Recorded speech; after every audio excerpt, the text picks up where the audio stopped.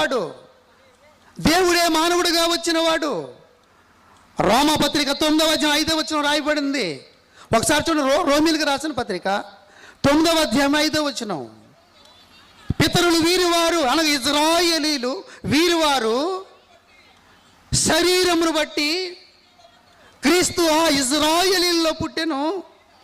ఈయన సర్వాధికారి అయిన దేవుడై ఉండి నిరంతరము స్తోత్రార్హుడై ఉన్నాడు.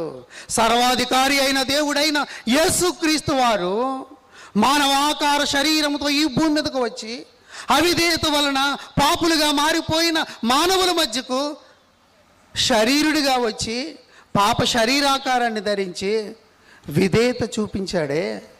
ఆయన విధేయత అనేకులు నీతిమంతులుగా మారుటకు కారణమైంది. ఆయన విధేయత మనం అర్థం చేసుకుంటే మనం పాపం